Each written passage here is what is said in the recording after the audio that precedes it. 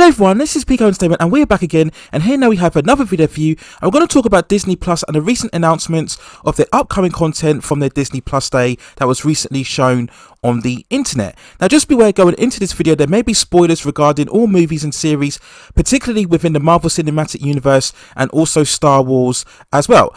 Now this might be a long video, so I might leave a timestamp within the description so you can focus on the various topics and content that I cover throughout this video. Now, to be honest, in terms of this overall presentation, the event itself, relating to breaking news and content that was fresh and new, it was really underwhelming for the most part. The majority of the announcements of the new content we already knew about. That was already announced weeks, months prior to this event. So there was nothing really there to get you really excited or enthusiastic about what's to come, because we already knew about it. A lot of the announcements were just really logo designs or announcements of certain release dates, sometimes not even that. So it was really hard to really garner any sort of excitement when going into this overall presentation of Disney Plus. So in that regard, I'm not going to go through the entire list of everything that was announced during the presentation. Rather, I'll just stick to the main bits of content that really stood out to me. So the announcement that really garnered most excitement for me and probably a lot of fans was the X-Men animated series from 1992 and the revival or continuation of the classic animated show. Now, the revival of this show is due to be released in 2023. Now, as we all know, for the most part, we can all agree that the 1992 animated show remains the best screen translation of the X-Men to date. It's so faithful to the source material, it covered so much in terms of mature themes and intelligent concepts. The aesthetic, of course, was very much in the same art style of Jim Lee's iconic X-Men run during the early 90s. And of course, when we talk about the 1992 animated show, we have to mention that iconic intro sequence. So in theory, this could be something amazing if they continue the same style, the same tone, and the same direction as what we got within the classic animated show when it was broadcast. The problem is, we've seen so many times these classic animated shows get continued, get rebooted, get reimagined, and even if the animation is great, there's something is lost in terms of the overall tone and spirit. We look most recently at the He-Man Netflix animation show, of course, which in itself was a direct sequel to the classic 80s animated series. And we all know how that turned out in the end, don't we? So there's always the case when they continue these classic animated shows from the 90s, it's really the show only in name only. And the problem is you have new directors, new showrunners who really change a lot of what made the animation so special in the first place. And this normally results in much more of a watered down version, primarily for kids. And what made these animated shows like the X-Men so special is that both kids and adults could enjoy them. There was enough there in terms of the superhero adventure and enough there in terms of the intelligence that both kids and adults could enjoy. So that's my overall worry here, is that even though it will be continuation, that it will somehow be diluted in terms of what made the overall series so special to begin with. Now, as far as I know, they will be getting a lot of the cast actors back to do the voiceovers. Sadly, some have passed away. I think the actor who played Cyclops has sadly passed away recently. And I do believe they will be getting the original creators of the 1992 animated show to come back in some sort of capacity. If not fully creating a show, then they will take part in some sort of consultancy. So that's very good signs as well. But my only other concern is that, is this a way to appease fans by giving them the classic version? Because when we eventually get the live action X-Men of the MCU, it's going to be such a radical change in terms of the tone and the look of the X-Men that when the hardcore fans complain, Marvel can turn around and say, well, there you go, we gave you the classic version in this animated revival, so we're trying to please you. At the same time, we're doing this radical different take in a live action to try and introduce new fans. And that's my big worry about this, is that this is much more of a gesture, just to type of keep the original fans at bay while they do whatever they want to with the new live action interpretation whenever it arrives. So again, I'm just trying to be a bit measured in my overall expectations. In the ideal world, we should get super hyped, and like I said, if they continue the same tone and the same direction, then this should be something amazing. But I've got my slight reservations. But of course, until we get any real screenshots or footage, where we won't really know for sure. So hopefully, like I said, they keep the same animation style, and hopefully we can, in a sometime distant future, get an HD upgrade of the animated show in its classic form as well. The next announcement we're going to talk about is Miss Marvel. Now, the upcoming live-action series centers around, of course, Kamala Khan as the first Pakistani superhero within the Marvel Cinematic Universe. Now, they did actually show a mini trailer, if you like, of the series itself. It was nothing spectacular, but it was just interesting to get a first look at the overall series. And we see in the early clips where Kamala Khan is very much trying on a Captain Marvel cosplay. I do believe this is connected to the source material, where in the comic books version, Kamala Khan very much takes inspiration from Carol Danvers as Captain Marvel, so that's why we're seeing her trying on the costume here. Now, we did get a further quick shot of her exhibiting her powers. We get her standing, I think it's on the stage, where she exhibits this purple energy, so that looks quite cool. When I look at the trailer overall, it definitely looks like they're going for a far more brighter, optimistic tone.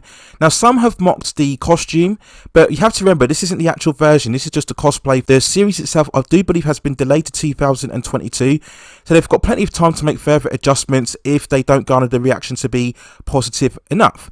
Now, to be honest with you, I'm not really that interested in Kamala Khan or Miss Marvel as a character. I don't really see anything particularly special or distinctive about the character. Her powers overall enable her to stretch certain limbs of her body, very much similar to Mr. Fantastic from the Fantastic Four. Now, one controversial change that caused a lot of debate was that they've actually changed this for the Marvel iteration, and that now, instead of stretching her natural body, she now exhibits energy. In the poster you see here, instead of her giant fist naturally, it's a giant fist of energy. Now, you did have some DC fans stating that this was a riff on the Green Lantern powers, but I don't quite see that as such. And again, we'll get greater context of how exactly her powers are manifested when we get the series overall. But like I said, if you are interested in Miss Marvel, this is probably a very good look for you. And at least we actually got some footage of the actual show itself and the direction they're taking, which, like I said, seems to be much more optimistic in its tone, so I think that's a positive sign overall. We then talk about She-Hulk, and this is one of the projects that I'm really most interested in. I think that She-Hulk is a great female comic book character, and I've always wondered how exactly the MCU would translate her in terms of live action. Will they go for full-on CGI? Will they go for a bit of motion capture, a bit of live action interpretation? So when we finally got the first teaser footage, if you like, of this project, we get the first hints where we see the lead actress Tatiana Maslany in her typical lawyer outfits, where she's walking up to the main buildings as Jennifer Walters. And of course, in the source material, we know that she will get her Hulk powers or her gamma radiation powers from a blood transfusion by Bruce Banner, who does this to save her life from an accident. And of course, this is where we include Mark Ruffalo's return in the role as Bruce Banner, and we get that scene where we see him in his Hulk form, very much so the Professor Hulk that we saw from Endgame, if you remember, where he seems to have now controlled the identity of the Hulk. And in this scene, it looks like he's testing and educating Jennifer how exactly to manage her Hulk powers. He's telling her where the Hulk powers come from. She's got to control her rage and her anger. So we're going to get that familiar trope of Jennifer developing and trying to adjust to her new gamma radiation powers. And what was most interesting here, that we do indeed get some quick reveals of the She-Hulk herself. We have that best shot where we see her from the back view, where we see her long hair, and you can see that she's wearing the skin tight black purple costume. Now, this is from the recent iterations and runs within the comic book source material, and aesthetically they've gone for a far more slender, feminine look. This is very much more the supermodel fitness type of look, the swimsuit model that we saw very much from the John Byrne comic book run, as opposed to various other iterations where they've tried to focus much more on the musculature of the character. And I think overall, I think this is a wise move to focus far more on She-Hulk's femininity in her overall shape and form, rather than trying to infuse much more muscularity. And I think this just brings a much more distinctiveness and a nice contrast between her and the male version that we see with Mark Ruffalo. So I think it's overall good when we see, especially when her kneeling down and she's wearing the white boots, so very similar to the source material. And I think it was also a good decision not to give us a full frontal shot yet of the character, because they're probably still working on the effects post-production. And as I've stated in previous coverage of this show, regardless of how good Tatiana Maslany is in the role, this show really lives or dies by how good She-Hulk looks. If She-Hulk looks terrible, then the show is terrible. And despite the fact that, yes, we will focus a lot on Jennifer Walters, it is a She-Hulk show, so they have to make sure that She-Hulk is very much the prominent character throughout the storyline. And it'll also be interesting to see how powerful they do make her in terms of comparison to the Hulk. Will she be less strong but yet more faster, more agile, more mobile, and that will fit in with the more aesthetic form that they've taken with the character. And as with previous commentary surrounding the show, it's very much hinted that they will go for a far more of a quirky legal drama, very similar to what we saw with the likes of Ally McBeal, if you remember that show way back from the 90s. So this will further intensify the speculation that we will see a return of Matt Murdock from the Daredevil Netflix series. Maybe we might see a return of Jessica Jones. She's a private investigator, so that all links together in terms of how she can interact with Jennifer Walters as well. But despite the fact I would have liked to have seen a far more cinematic movie for She-Hulk, I still think there's a lot of promise here. Tatiana Maslany is a very well respected actress, and it's also good that they've got Mark Ruffalo in there, and it very much looks like he will be playing far more of a supporting role. So I'm still looking forward to this, especially this power scaling and how agile and how mobile they make She-Hulk. But like I said before, as long as the She-Hulk looks good, then there's a lot of promise for the show. But if the She-Hulk looks bad, then the show won't have a lot of chance of connecting with viewers. We then talk about Moon Knight, which a lot of people are looking forward to because this is a character that suffers from multiple personality disorders. So many people are looking for this to be very much of a change in terms of the tone and direction of the Marvel Cinematic Universe. So it will be interesting to see how far they go into the mental disorders of the character. And certainly when we see from the quick trailer of this project, that seems very much like what they're hinging on when we see Oscar Isaac in the lead role as Mark Spector. I believe that's the lead character of Moon Knight. And we see him in quick scenes where he's waking up and he's looking very disorientated. He's hearing voices. He's looking at himself in the mirror. So again, they're trying to play on that much more psychosis, disorientation of the character.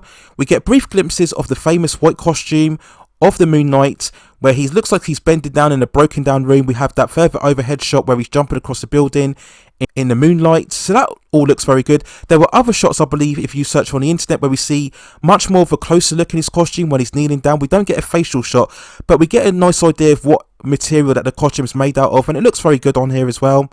And there's other scenes where we see Oscar Isaac in the street, again trying to get his bearings around what's happening around him. So I like the serious tone of the direction that they're going with this project. Regardless of what direction they take, they definitely have a great leading actor in Oscar Isaac, who I'm sure will convey a compelling performance for Moon Knight. So the other fresh announcement was the fact that we will be getting a series based on Agatha from WandaVision. The title is called Agatha, House of Harkness. Now, of course, if you watch WandaVision, Agatha was the main antagonist in terms of Wanda trying to extract her special ability, her chaos magic, by trapping her in the Hex Zone within that show. Now, I'm not really sure what exact reasoning they came towards really producing an Agatha show. I could understand if she had a supporting appearance in another Disney Plus show, but to base a whole series around the character, I don't really see the value in it at all. Now, Catherine Kahn was good in the role as Agatha, but I felt her story was kind of done at the end of WandaVision, where she was soundly beaten by Wanda at the end there. So I can't really see where they're going to take this. Will it have further connections to Doctor Strange and the Multiverse of Madness? I'm pretty much assuming they will do. Will we indeed see the cameo of Wanda? You know, why is it that we're getting an Agatha series and we're not getting a second season of WandaVision? Maybe that's because following her appearance in Doctor Strange, the Multiverse of Madness, maybe Wanda will eventually get her own live action movie. Maybe that's the reason why we're not getting a WandaVision season 2. But there's not really a lot more to talk about this. I'm just not very excited, and I don't really see the reason why we are getting an entire series based on Agatha. But we'll wait and see when we get the first trailer when it's released. There were several other projects that we knew about that for the most part we got just logo changes. So we're talking about Ironheart, which will be the introduction of Riri Williams. I Am Groot, we knew about this already. And Secret Invasion, which will focus far more on the existence of the Skrulls and Nick Fury. And we had that quick picture of Sam Jackson as Nick Fury, and we see that he hasn't got his eye patch anymore. So there's some interest there to see how that develops and why exactly he's not wearing his eye patch anymore. But apart from that, we can't really talk anymore about what's going on with those. So for now, there's not really much more to speculate in terms of those projects, and we'll wait and see when we get a further trailer in the upcoming future. Now, outside of the MCU, we're going to quickly talk about Star Wars and the upcoming Obi Wan Kenobi series. Now, I'm pretty much sure you all know that this will primarily take place after the events of Revenge of the Sith and before the events of A New Hope. So essentially, this will take place after the final or the first confrontation between him and Anakin at the end of Revenge of the Sith, and it will follow the chronicles of Obi-Wan as he hands over the recently born Luke to his adoptive family. And over the course of the story, I'm pretty much will see him keeping an eye on Luke and making sure that he's okay, and we obviously that will play into A New Hope as well. Now, as I've said previously, when they announced this show last year in the previous Disney Investor Day, I'm not really interested in the Obi-Wan story because we've seen the most pivotal parts of his journey, everything from the original trilogy to the prequel trilogy to Clone Wars and Rebels as well. There's not really much more to tell in terms of an Obi-Wan story. So what is it going to be? Is he just going to wander aimlessly around the galaxy having these adventures, but at the same time he's going to keep an eye for Luke? I don't see a lot of scope there in terms of interesting material. Now, we did get some concept art that was released before the Disney Investor Day, And the one shot that caused a lot of debate was the fact that we will likely see him battling again Darth Vader. Now, this caused a lot of contention because, as I mentioned previously, they battled the first time in Revenge of the Sith, so when they meet again in Star Wars A New Hope, that has greater context, because basically the conversation is that previously Obi Wan was the master and Darth Vader was the student, but now Darth Vader, obviously in his new form, remarks that he is now the master. So that carries a lot of weight, but at the same time, if you have them crossing paths again before that moment, then their eventual encounter in A New Hope carries less weight because they've crossed each other's paths multiple times. So it takes away the impact of that movie. Once again, this is another example of, I think, the Star Wars content, despite the fact that we're getting a lot of it regarding television shows. It just seems that Star Wars as an overall franchise is still stuck in the past. They're still very scared to take the franchise in the future, telling newer characters and storylines. Maybe this is because they felt burned by what happened with the Disney Star Wars trilogy. A lot of Star Wars fans are excited, but like I said, for me, I'm not really invested in a character where the most interesting parts of his story have already been told. So the only other announcement that caught my notice was the upcoming Predator film, which is titled Prey, and this is much more of a prequel story where we focus on the Predator's first visit to planet Earth. Now, what's interesting that this will be a streaming movie on Hulu, and it actually won't be released in theaters. Now, that's probably down to the several underperformance of the recent Predator films. There's been 5 overall, so of course we had the iconic first film in 1987 with Arnold Schwarzenegger. We had a superb 1990 sequel starring Danny Glover. But since then, we had the Predators movie by Robert Rodriguez starring Adrian Brody. Then we had, of course, the Aliens vs Predators films. And then we had recently the Shane Black Predator film in 2018. And all of those films underperformed. So maybe there's a severe lack of confidence following those films to release this theatrically. So they're trying to play it more safely than releasing it on streaming. There's been various commentary on this in the past, and basically the story is that this will be focused on the year 1719, and that the lead character will be a female Comanche warrior defending her tribe against the attacks of the Predator.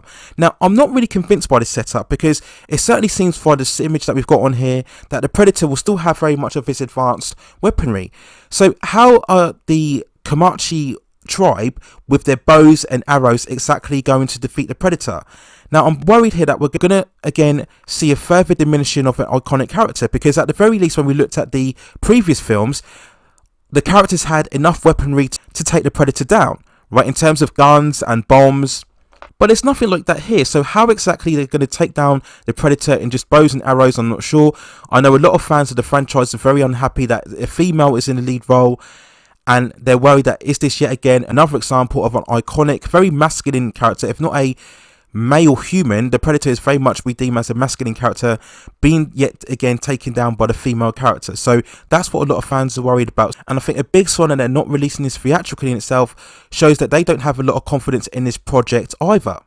So we'll wait and see when we get the first trailer of Prey. I don't really like that title. I would have rather it be a subtitle to Predator. Again, that may alienate some audiences by not having the Predator franchise name around it. And if it seems to be successful, then maybe the next installment will indeed be released in theatres. So that's it really. That's my overall thoughts and feelings on what I deemed were the most standout elements in terms of the announcements for the Disney Plus Day. Let me know what you think in the comments below. If there are any standout pieces of content that you feel I've missed and you'd like to see me report on in another video, then let me know in the comments below. And indeed, if we get any future announcements regarding these projects in terms of overall trailers or release dates, then I will provide commentary on those as well. Please also hit and like the subscription button so I can provide you more high quality content like this in the future. But that's it for now. Take care of yourselves, stay at safe distances, and I will see you very, very soon.